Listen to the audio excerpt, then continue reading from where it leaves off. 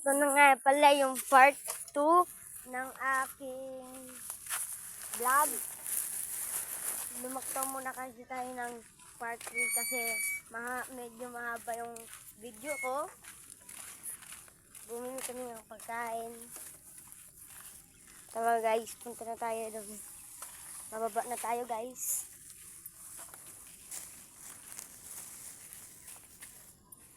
Medyo madulas yung daanan kasi basta umulan kasi guys.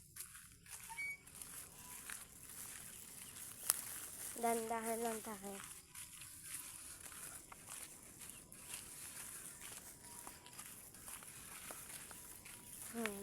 Ayun si Tito Junjun guys. Bababa niya naman uli yung motor. Hindi pwede akong sumakay kasi baka masimp lang kami. Madulas ngayon guys kasi umulan. Ngayon guys, wasak guys. Wasak yung daanan ngayon guys.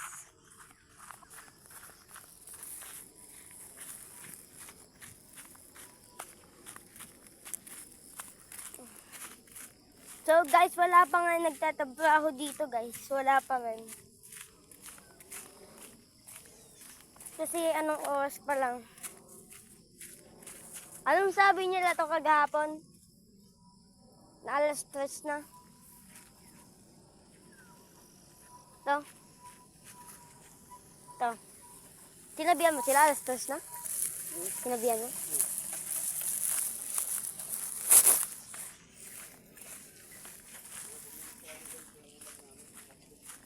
Bumili nga pala kami ng ulam, hotdog ulam namin guys. Tapos nanghingi na ako ng mansanas, mangga. Lola ko yun. Kaya humingi ako. Kaya hintayin natin dito. Nasa kanya yung susi. Diba to, hindi mo pinakawalan yung aso? To. Hindi mo pinakawalan yun.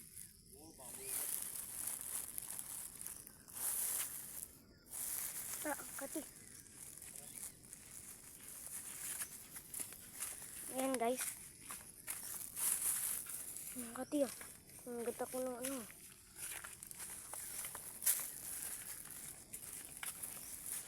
Yan na guys, pababa na kami. So guys, nagtabraho pala sila kagahapon. Sayang, hindi ko na videohan.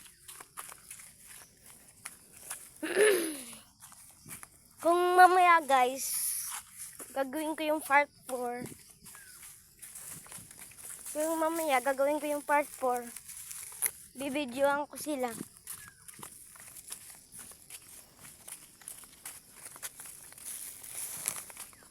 Yan, pababa na kami guys. Medyo madulas din ah. Kaya guys, nilagyan na nila ng sako. Pwede ka na bumaba dyan. Diyan siya natulog si Lolo Ili dyan. Diyan siya natulog. Yung papasin ninyo, basa-basa pa yung lupa. Pababa na talaga kami.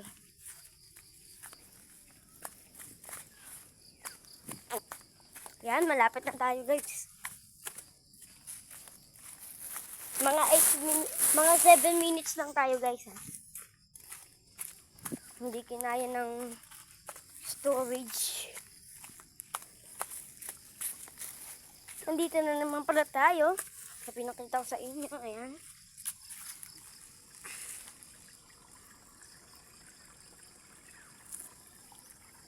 Ayan, nakita nyo guys. Tara na. Iniiwanan na tayo ni Tito. Iniwanan niya na tayo. Takbo lang. Yan guys.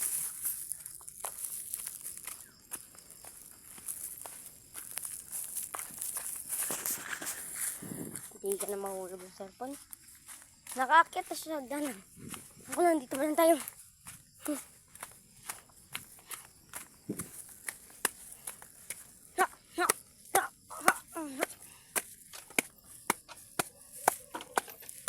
Kung mapapasin ninyo, ito ang pintuan namin.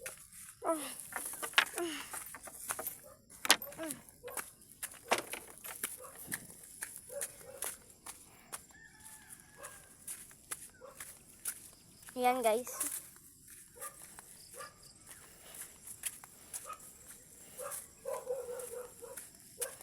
Hanggang 8 minutes lang pala tayo. Wag lang 7.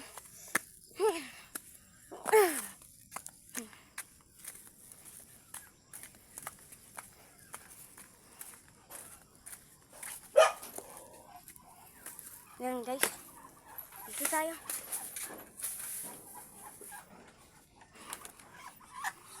Mga pato guys, oh.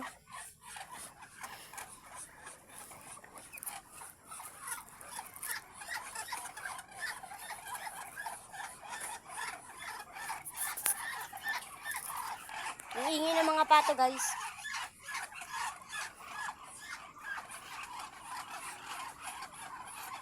Kung mapapansin. Ha? Peach, pato. So guys, magpapakain tayo ng pato. Ay, hindi gawin ko ang part 4. So guys, bye-bye guys. Papakita ko na lang sa inyo yung part 4. Papakain tayo ng pato.